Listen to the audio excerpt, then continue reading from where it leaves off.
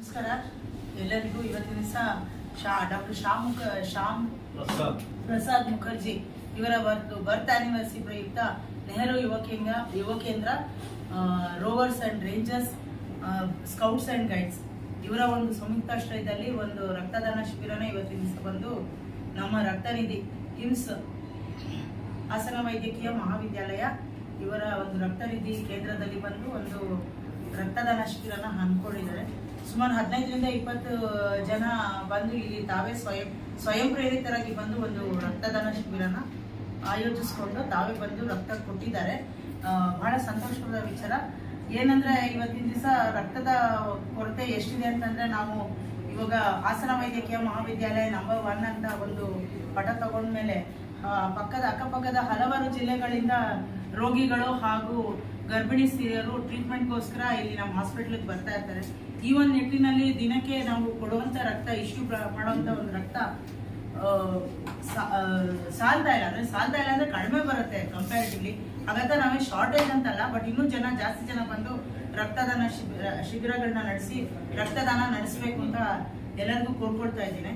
ಏನಂದ್ರೆ ಈ ಒಂದು ರಕ್ತನ ಯಾವುದೇ ಕಾರಣಕ್ಕೂ ವೇಸ್ಟ್ ಆಗೋದಿಲ್ಲ, ಡಿಸ್ಕಾರ್ಡ್ ಮಾಡೋದಿಲ್ಲ ಜಾಸ್ತಿ ನಾವೇನು. ಏನಂದ್ರೆ ನಾವು ಬಡವರೇ ಸಾಮಾನ್ಯವಾಗಿ ಬರೋದು ಗೌರ್ಮೆಂಟ್ ಹಾಸ್ಪಿಟಲ್ಗೆ. BPL ಕಾರ್ಡ್ ಹೋಲ್ಡರ್ಸ್ಗೆ ಫ್ರೀಯಾಗಿ ರಕ್ತ ಕೊಡ್ತಾರೆ ಗೌರ್ಮೆಂಟ್ ಹಾಸ್ಪಿಟಲಲ್ಲಿ ಅಡ್ಮಿಟ್ ಆಗಿರುವಂಥವ್ರಿಗೆ. ಪ್ರೈವೇಟಲ್ಲಿ ಅಡ್ಮಿಟ್ ಆಗಿರುವಂಥ ಪೇಷಂಟ್ಗಳಿಗೆ ಮಿನಿಮಮ್ ಪ್ರೊಸೆಸಿಂಗ್ ಚಾರ್ಜಸ್ ಅಂತ ಸರ್ಕಾರದವರು ಕಲೆಕ್ಟ್ ಮಾಡ್ಕೊಳ್ತಾರೆ.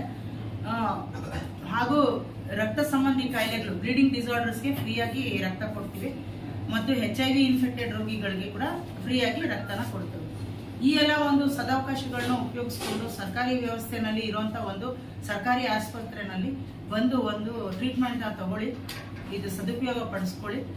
ಹಾಗೂ ಒಂದು ರಕ್ತದಾನ ಮಾಡೋದ್ರಿಂದ ಯಾವ ರೀತಿ ಅಡ್ವಾಂಟೇಜಸ್ ಇದೆ ಅಂತಂದ್ರೆ, ಒಂದು ರಕ್ತದಾನ ಮಾಡೋದ್ರಿಂದ 350 ml ರಕ್ತ ಕೊಟ್ಟಿರೋದು ಅಲ್ಲದೆ ನಮ್ಮ ದೇಹಕ್ಕೆ 2-3 ದಿವಸದಲ್ಲೇ ರಕ್ತನ ವಾಪಸ್ ಪಡಿತೀವಿ ಕಸಿ ಮಾಡ್ದಂಗೆ.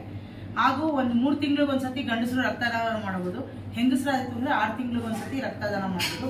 50 kg ಮೇಲ್ಪಟ್ಟಿರಬೇಕು, 18ರಿಂದ 65 ವರ್ಷಗಳನ್ನು ಆರೋಗ್ಯವಂತ ವ್ಯಕ್ತಿಗಳು ರಕ್ತದಾನ ಮಾಡಬಹುದು. ರಕ್ತದಾನ ಮಾಡೋದ್ರಿಂದ ನಮ್ಗೇನು ಪ್ರಯೋಜನ ಆಗುತ್ತೆ ಅಂತಂದ್ರೆ, ಒಂದು ನಮ್ಮಲ್ಲಿ ಇರುವಂತ ಒಂದು ಟಾಕ್ಸಿಕ್ ಕಲುಷಿತ ಒಂದು ಅಂಶಗಳಿರ್ತಾವಲ್ಲ, ಅದೆಲ್ಲ ದೇಹದಿಂದ ಆಚೆ ಒಂದೇ ಸತಿ ಹೊರಟೋಗುತ್ತೆ. ಹಾಗೂ ರಕ್ತ ಸಂಬಂಧಿ ಕಾಯಿಲೆಗಳಾದಂಥ ಕೆಲವೊಂದು BP ಇರ್ಬೋದು, ಶುಗರ್ ಇರ್ಬೋದು, ಅವೆಲ್ಲ ನಮಗೆ ಕಡಿಮೆ ವಯಸ್ಸಲ್ಲಿ ಬರುವಂಥದ್ದು ವಯಸ್ಸಾದ್ಮೇಲೆ ಬರುತ್ತೆ. ಹೃದಯ ಸ್ತಂಭನ ಆಗೋದು ಅದೆಲ್ಲ ಕಡಿಮೆ ಆಗುತ್ತೆ. ನಮ್ಮ ದೇಹದಲ್ಲಿ ಇರುವಂಥ